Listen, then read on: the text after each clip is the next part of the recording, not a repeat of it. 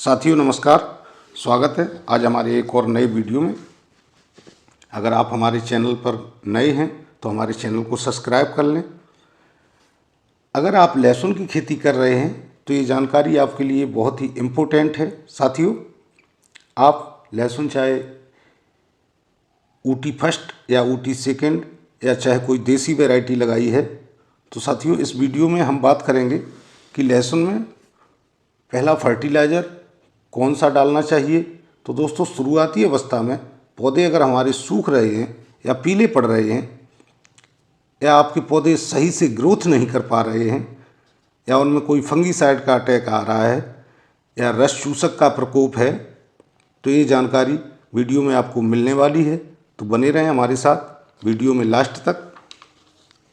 दोस्तों, नॉर्मल फसल हमारी अगर अच्छी चल रही है और 2-4 पौधे हमें पीले दिखाई दे रहे हैं तो ये नॉर्मल बात है।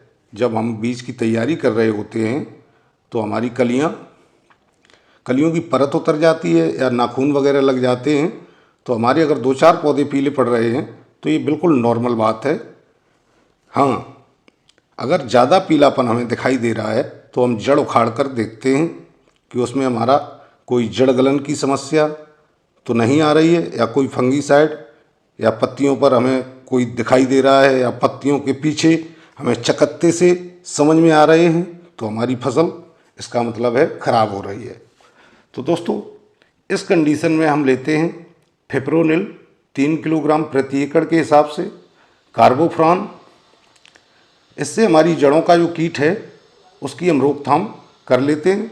रही बात फंगीसाइड की, अगर फंगीसाइड हल्का है तो आप उसमें टेपोकोनाजोल या एक्जाकोनाजोल या थायोफिनाइल जो रोको के नाम से आता है। अब इसके बाद हम बात करते हैं कि हमारी फसल में हरापन कैसे आएगा।